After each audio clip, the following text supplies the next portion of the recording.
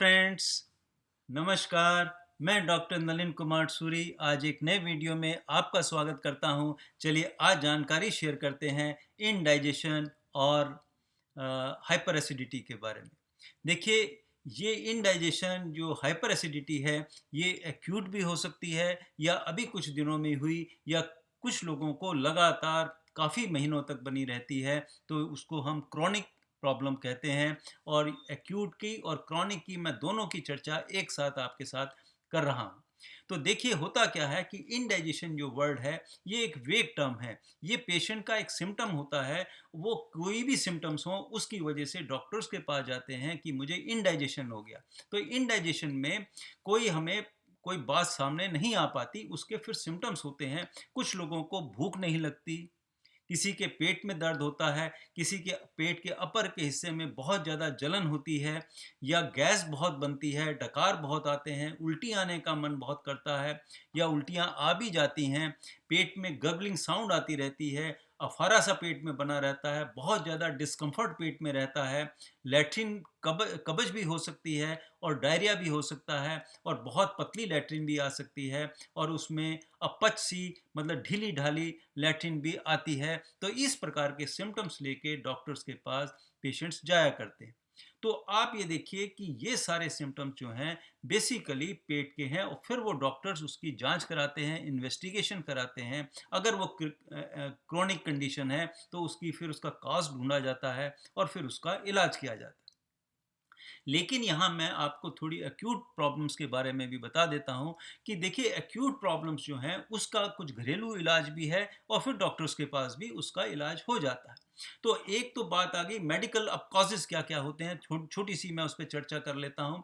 तो देखिए, जो मेडिकल कॉजेज़ होते हैं उसमें हो सकता है पेशेंट को जीआरईडी की प्रॉब्लम हो, गैस्ट्रोइसोफेजियल रिफ्लेक्स डिजीज़ होती है, जिसमें क्या होता है कि जो हमारी फूड पाइप और स्टमक के बीच में एक स्फिंक्टर होता है, उसके लूज़ हो जाने से जो एसिड है वो ट्रिकल कर जाता है ईसोफेगस में, फूड पाइप में, जहाँ पर वो जलन पैदा कर देता है, स्वेलिंग ला देता है म्यूकस मेम्ब्रेन को, और उसकी वजह से हार्ट बर्न की पेशेंट को शिकायत होती है।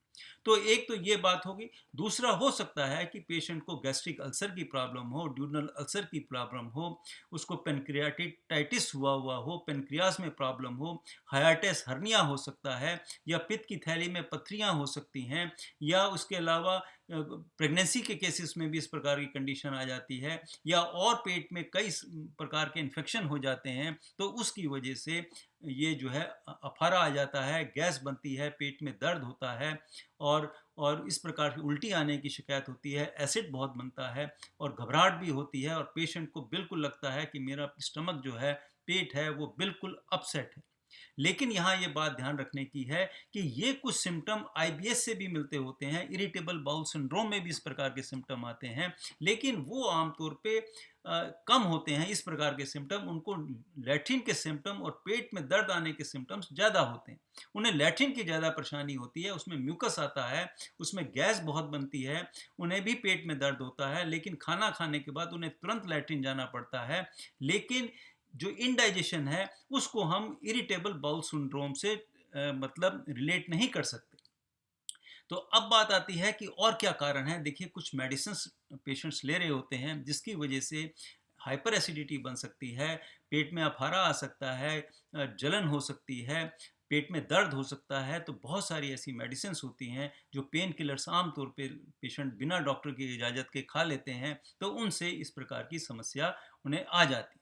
फिर देखिए, कुछ बातें आती हैं कि लाइफस्टाइल में कमी होने की वजह से भी इनडाइजेशन की प्रॉब्लम होती है। इनडाइजेशन की प्रॉब्लम क्या है कि उन्हें खान पीन का उन्हें सिस्टम से नहीं मालूम, वो क्या खाना चाहिए। वो फैटी मील्स बहुत खाते हैं, बाहर में आउटडोर जाके बहुत ज़्यादा फास्ट फूड खाते हैं, बहुत चिकनाई वाली चीज़ें खाते हैं, तली मली चीज़ें खाते हैं, तो जिसकी वजह से उन्हें हाइपर एसिडिटी की और इनडाइजेशन की, जो मैंने अभी आपको सारे सिम्टम्स बताए, इसमें से कोई भी एक सिम्टम हो सकता है, वो इंडाइजेशन की ऐसे पेशेंट्स को शिकायत होती है।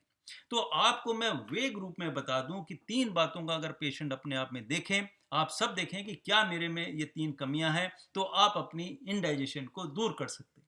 सबसे पहले बात आती है हरी, सेकेंडली बात आती है वरी, और थर्ड बात आती है करी।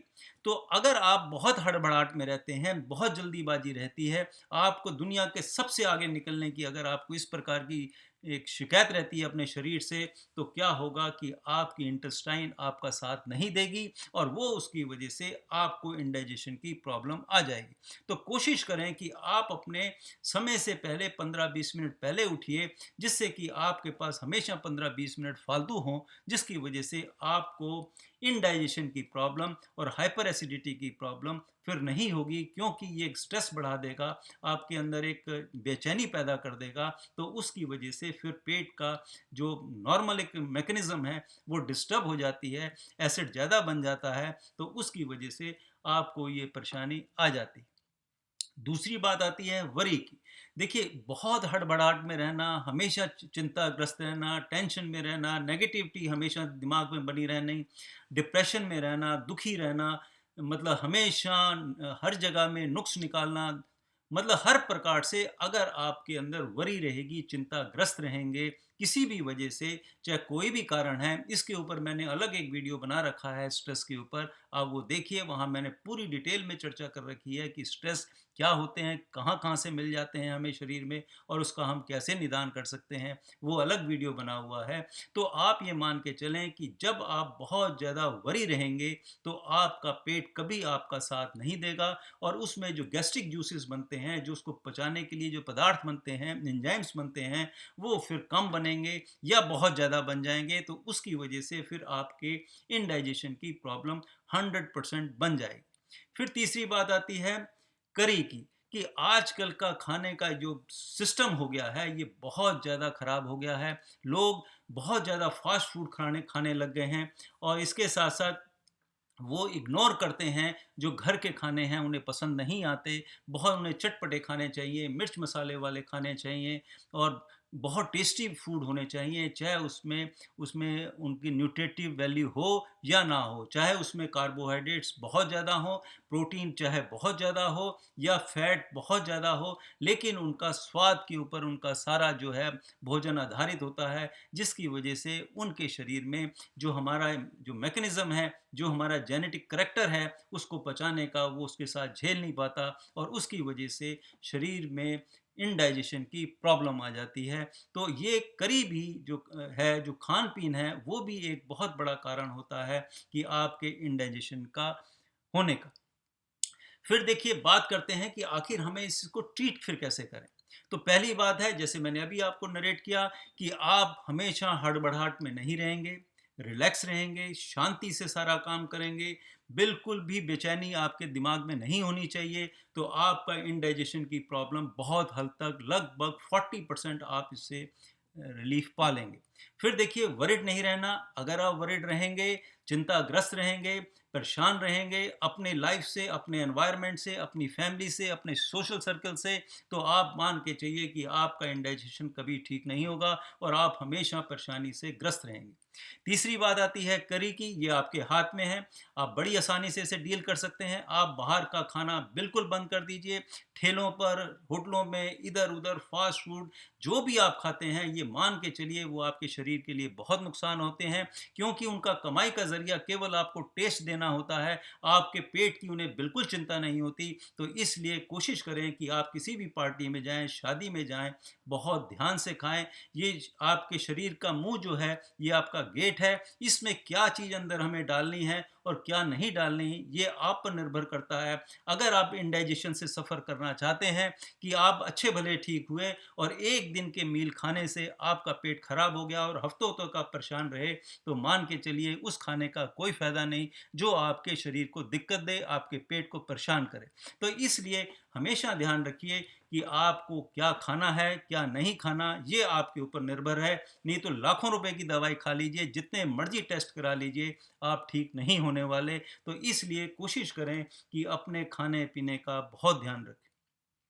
अब बात करते हैं कि घर का जो खाना खाना है वो कैसे खाना चाहिए। देखिए, सबसे पहले गरम खाना बिल्कुल नहीं खाना चाहिए, जो बिल्कुल हल्का-फुल्का गरम हो, बहुत गरम खाना नहीं खाएँगे। अगर आप नमक ज़्यादा गरम खाना खाएँगे, मिर्च मसाले वाला ज़्यादा खाना खाएँगे, तो वो पेट में जाके जलन पैदा करेगा, क्योंकि गरम खाना होगा तो वो म्यूकस मेम्ब्रेन है, उसको भी गरम कर देगा, उसे भी जला देगा, तो फिर आपका पेट ठीक नहीं होने वाला। तो इसलिए सबसे पहली शर्त है कि आप खाने को गर्म नहीं खाएँगे, हल्का करके खाएँगे। इसके अलावा आप धीरे-धीरे चबा कर खाएँगे, हड़बड़ाहट में, जल्दीबाजी में खाना नहीं खाना। पूरे मुँह को मौका देना चाहिए कि वो अच्छी तरह चबा ले, अच्छी तरह उसे गला ले, सलाइवा में मिक्स हो जाए, उसके बाद आप उसे अंदर सटक लीजिए। तो फिर क्या होगा कि आपका जो पेट है, वो अपच नहीं होगा, आसानी से वहाँ के जूसेस जो हैं, उसे पचा देंगे। फिर देखिए, तीसरी बात आती है कि आप जब भी जो खाएँ, थोड़ा मील खाएँ, पेट भर के बिल्कुल खाना नहीं खाना चाहिए। अगर आप बहुत ज़्यादा पेट भर के खाना खा लेंगे, तो क्या होगा, वो डंप हो जाएगा, अंदर के जितने जूसेस हैं, उसे अच्छी तरह मिक्स नहीं हो पाएँगे, तो वो खाना सड़ जाएगा और उसकी वजह से फिर बहुत सारी परेशानियाँ बन सकती हैं। तो पहली बात, जैसे मैंने कहा कि गरम खाना नहीं खाना, दूसरी बात बताई कि आप चबा के खाएँगे और तीसरी बात, आप कम मात्रा में खाएँगे, ज़्यादा मील्स ओवर डाइट बिल्कुल नहीं करनी चाहिए। फिर बात करता हूँ, देखिए कि कभी भी स्मोक नहीं करना। अगर स्मोक ज़्यादा करेंगे तो आपका इंडाइजेशन होगा ही होगा, गैस पेट में बहुत बनेगी, क्योंकि जब आप सिगरेट पीते हैं तो उसका धुआँ फेफड़ों में भी जाता है और पेट में भी चला जाता है, तो वो वहाँ पे जाके गैस बनाएगा, एसिड ज़्यादा फॉर्म होगी और एसिड ज़्यादा बनेगा तो फिर हाइपर एसिडिटी की प्रॉब्लम होगी, पेट में काफ़ी जलन होगी। इसके साथ-साथ अल्कोहल की बात करते हैं कि अल्कोहल लेने वाले, अगर उन्हें शौक है तो कम से कम बिल्कुल थोड़ा-सा ले लें, 70-80 एमएल के हिसाब से, या कभी-कभी पी सकते हैं, और वो भी कुछ खाने की चीज़ों के साथ खाएँगे, तो वो फिर आपको अपच की शिकायत नहीं होगी, इंडाइजेशन की शिकायत नहीं होगी, हाइपर एसिडिटी की शिकायत नहीं होगी।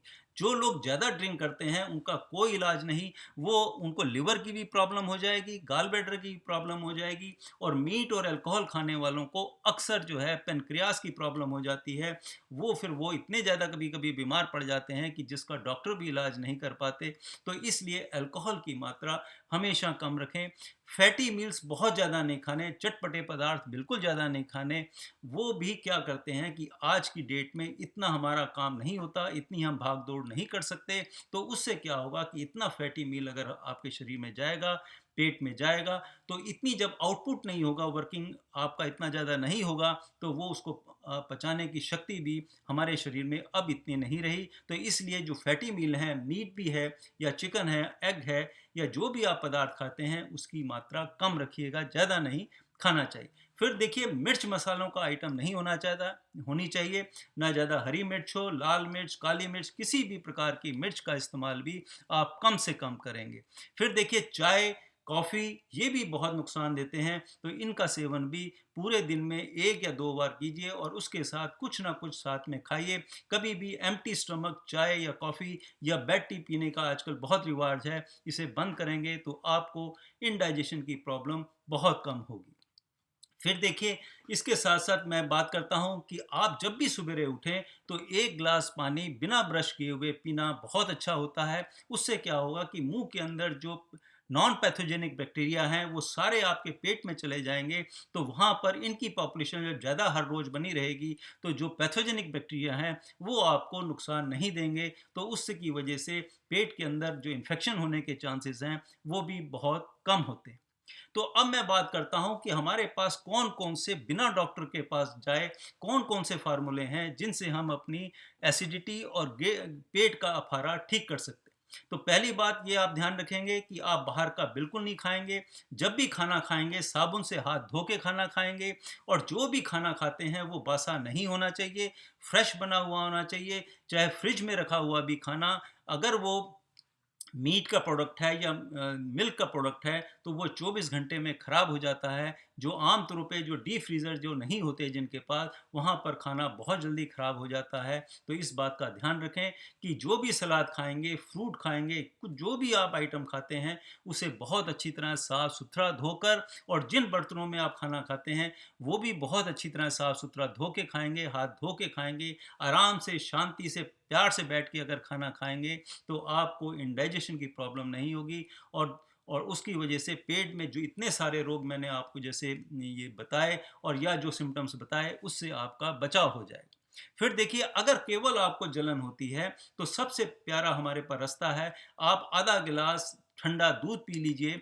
तो उससे क्या होगी, जितनी भी जलन है ये अल्कलाइज़र का काम करता है, तो उससे पेट में जो भी जलन आ रही है, चाहे वो अल्कोहल की वजह से है, मिर्चें खाने की वजह से है, या बाहर आपने फास्ट फूड खा लिया है, कोई पकोड़े खा लिए, समोसे खा लिए, या कोई भी ऐसी ऐसी इरिटेटिंग चीज़ खा ली, तो उसका आंसर हमारे पास घरेलू जो है वो ठंडा दूध है। आप ठंडा दूध 2-3 बार पी लेंगे, तो आपका ये जो एसिडिटी की फॉर्मेशन है, जो इंडाइजेशन की प्रॉब्लम है, ये दूर हो जाती है। फिर देखिए, केला एक बहुत अच्छा रास्ता है। आप दही सॉरी केला और दूध मिलाकर अगर आप रेगुलर लेते रहेंगे, तो उससे भी एसिडिटी की प्रॉब्लम हल हो जाती है। फिर देखिए, अगर आप खाने के साथ दही का इस्तेमाल करते हैं और वो भी बिल्कुल ताज़ी हो, या लस्सी का इस्तेमाल करते हैं, तो ये दोनों चीज़ें बहुत अच्छी होती हैं पेट के लिए, और उससे आपकी गैस की फॉर्मेशन बहुत कम होगी। फिर देखिए, हमारे पास घरेलू उपाय है पुदीने का। पुदीना भी एक बहुत अच्छा आइटम है। आप पुदीने की चटनी बना के खाइए, या दही में मिला के खाइए, या लस्सी में डाल के कुछ पत्ते खाइए, या धनिया के पत्ते आप डाल के लस्सी में खाइए। तो ये भी आपके लिए एक बहुत अच्छा साधन है कि लस्सी और दही से आपके खाने में हमेशा दही और लस्सी का शामिल कर लीजिए। ये आपके लिए हमेशा फ़ायदेमंद रहेगा। इसके साथ-साथ इसका इस्तेमाल करने से आपके किडनी में स्टोन भी नहीं बनेंगे। वो मैंने अलग एक वीडियो बना रखा है, कैसे किडनी स्टोन नहीं बनते दही की वजह से। वो आप सुनिए, उससे आपको पता लग जाएगा कि दही का कितना हमारे शरीर के लिए फ़ायदेमंद होता है। फिर देखिए, हमारे पास अदरक है। आप घर में अदरक का अचार बना के रखिए। अदरक की रोज़ जब भी आप खाना खाएँ, उसमें मसाले ज़्यादा नहीं होने चाहिए। अदरक एक बहुत अच्छा डाइजेस्टिव आइटम है। अदरक का आप इस्तेमाल करें, तो उससे भी क्या होगा कि पेट में गैस नहीं बनेगी, और जो भी आप खाते हैं वो आसानी से पच सकता है। लहसुन एक बहुत अच्छा आइटम है।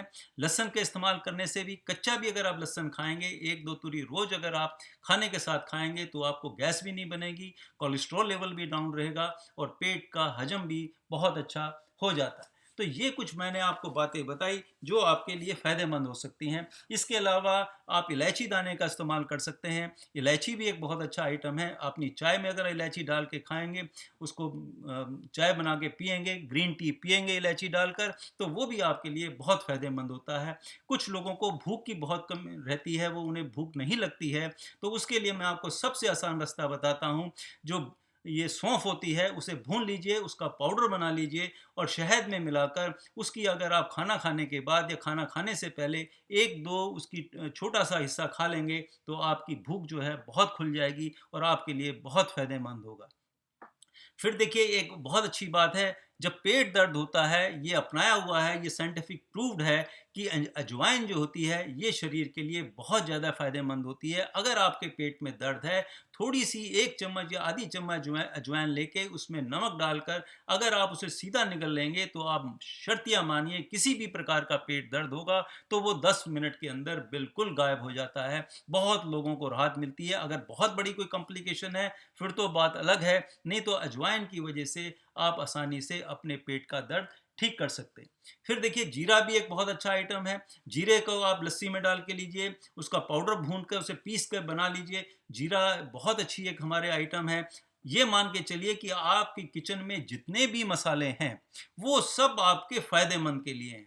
चाहे वो प्याज हो, अदरक हो, लहसुन हो, या हल्दी हो, जितना भी हमारा किचन है, ये हमारे पूर्वजों ने इतना बढ़िया सिस्टम बना रखा है, इतने मसालेदार चीज़ें हमारे किचन में है, सारा ट्रीटमेंट हमारा किचन के अंदर है। हम मसालों की वजह से ही, मैं अपनी बहुत बड़ी बात कहता हूँ, केवल मसालों की वजह से हम अंग्रेज़ों के गुलाम बने थे। तो हमारे समाज में इतनी अच्छी चीज़ें थी खाने पीने की, तो आप ये मान के चलिए, किचन के अंदर ही आपका सारा इलाज है पेट का। तो आप अगर उसको ध्यान से करेंगे, ध्यान से चलेंगे, तो आप बिल्कुल ठीक हो सकते हैं। तो ये एक्यूट प्रॉब्लम्स के लिए तो मैंने आपसे ये चर्चा की, लेकिन अगर क्रोनिक प्रॉब्लम है, क्रोनिक डिजीज़ है, तो फिर तो डॉक्टर के पास जाना ही होगा। वो आपके इन्वेस्टिगेशंस कराएँगे, सारी जाँच कराएँगे और फिर जैसा उचित होगा, उस प्रकार से वो ट्रीटमेंट कर सकते हैं। लेकिन अगर एक्यूट समस्या है, अपना खान-पीन ठीक रखिए, अपना ध्यान रखेंगे, हमें सही ढंग से खाएँगे, तो मैं शर्तिया कह सकता हूँ कि नेचर ने हमारा शरीर इतना बढ़िया बना रखा है कि इसमें छोटी-मोटी प्रॉब्लम आ ही नहीं सकती। कहीं न कहीं आपकी लाइफ़स्टाइल में कमी है, जिसकी वजह से आपको इंडाइजेशन की प्रॉब्लम रहती है और हाइपर एसिडिटी की प्रॉब्लम रहती है। इसी के साथ मैं अपना वीडियो समाप्त करता हूँ, फिर मिलेंगे किसी और टॉपिक पे चर्चा करेंगे, तब तक के लिए नमस्कार, बाय-बाय।